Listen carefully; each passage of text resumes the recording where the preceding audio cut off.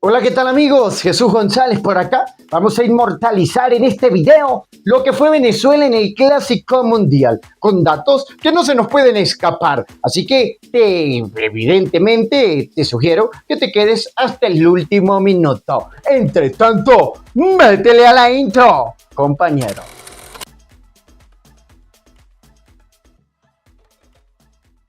Venezuela ha participado en diferentes ediciones del Clásico Mundial. En todas las ediciones que ha participado ha llegado como favorito, pero en 2009 llegó a una semifinal, siendo esa su mejor participación hasta ahora en 2026, donde se volvió campeón. En este video vamos a inmortalizar el camino de Venezuela en este Clásico Mundial. Presten atención.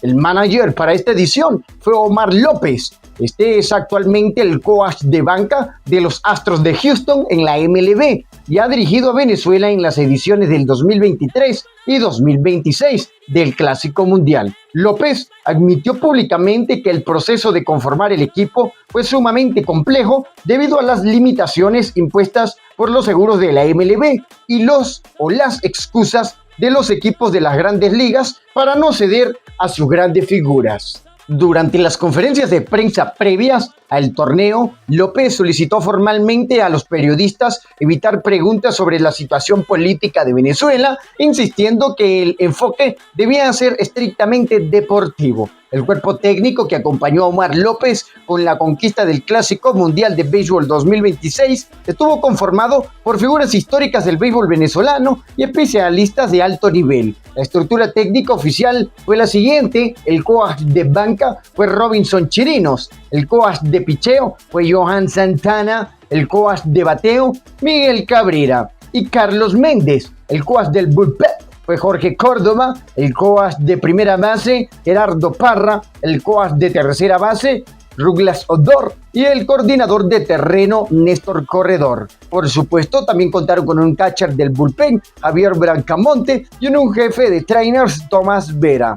La selección de Venezuela contó con un roster de 30 jugadores liderados por su capitán, Salvador Pérez. 16 lanzadores. El cuerpo de lanzadores fue la base del éxito, liderado por abridores con experiencias en la MLB, abridores como Ranger Suárez, Eduardo Rodríguez, Pablo López, Antonio Santenela y Keider Montero, y relevistas como José Alvarado, Andrés Machado, Daniel Palencia, Eduard Bazardo, Joandris Gómez, José Buto, Carlos Guzmán, Ricardo Sánchez, Ángel Serpa, Cristian Suárez, Jonathan Díaz y Emmanuel de Jesús. Receptores, 2. El mítico capitán Salvador Pérez, y por supuesto contaba también con la ayuda de William Contreras. De infields, 8, Luis Arraez, Michael García, el MVP de este torneo, Ezequiel Tobar, Gleider Torres, Andrés Jiménez, Eugenio Suárez y Wilson Contreras.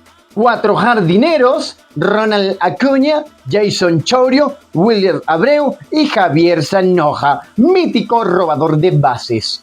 Venezuela inició como favorita del grupo D del Clásico Mundial, pero era más favorita Japón, Dominicana y USA, por supuesto. La primera ronda de fase de grupos, Venezuela la tendría que jugar en el poderoso Miami Landor Park. El grupo era el más difícil de todo el torneo, claro, porque estaba Venezuela, República Dominicana, Países Bajos, Israel y Nicaragua. República Dominicana terminó como líder invicta del grupo, mientras que Venezuela avanzó como segunda. Dominicana ganó 4 encuentros y perdió ninguno. Venezuela ganó 3 y perdió 1, y fueron los cabezas de grupo. Quedaron eliminados Israel, Países Bajos y Nicaragua.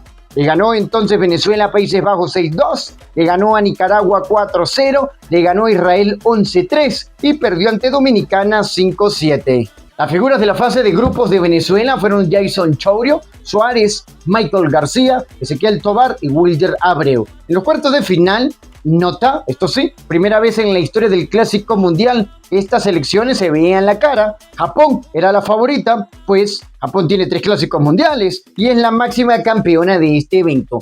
Venezuela terminó sorpresivamente ganándole a Japón en cuartos de final. El encuentro se llevó a cabo el 14 de marzo del 2026 en el mismísimo Landor Park de Miami. Venezuela logró superar una desventaja temprana para eliminar al entonces vigente campeón. ¿Poder ofensivo? Claro que sí. El equipo conectó 3 cuadrangulares importantes. Y esto no por estrategia, sino con ganas de ganar que impulsaron el espíritu para poder hacerlo.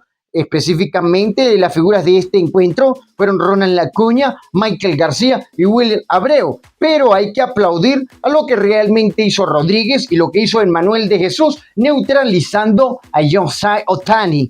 Se vistieron de héroes entonces, marcando la historia de este torneo, eliminando a las más grandes hasta ahora.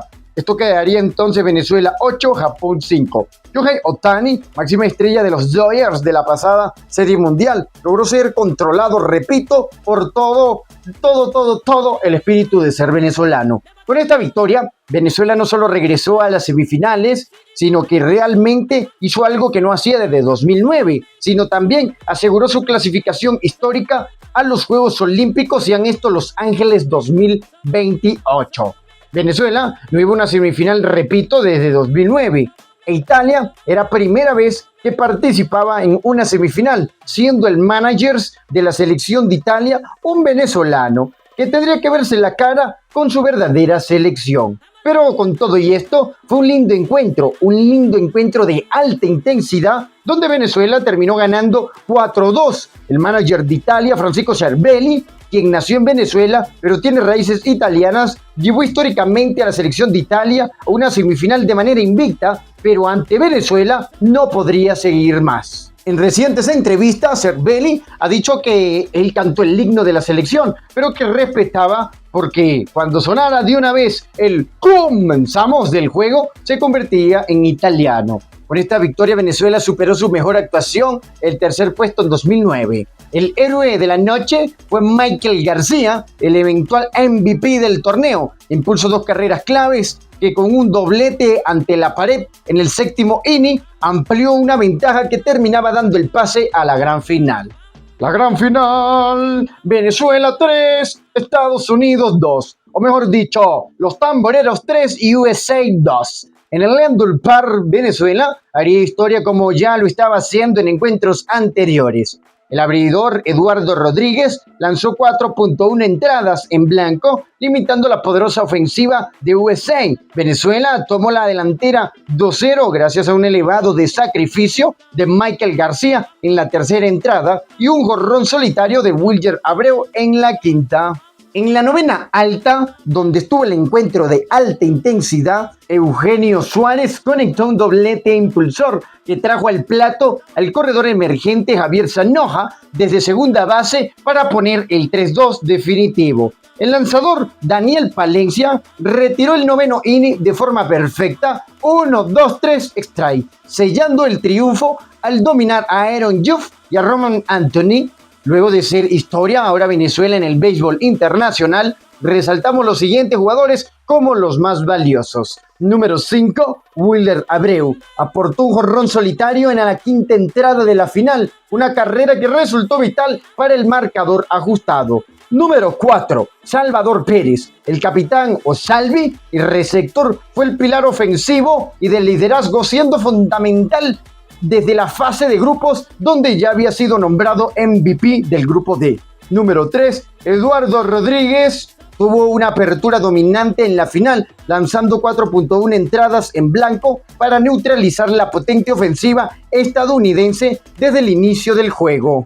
Número 2, Eugenio Suárez fue el héroe del 9º inning en la final al conectar un hit decisivo, un doblete que rompió el empate y le dio la victoria de 3-2 a Venezuela sobre USA. Y número 1, el mejor MVP. Fue galardonado como el MVP del Clásico Mundial 2026. Eso sí, se convirtió en el primer venezolano en la historia en recibir este honor, tras ser el jugador más constante y determinante de la selección. Lideró todo el torneo con 10 hits. Lo que hizo Venezuela en este Clásico Mundial lo hemos inmortalizado.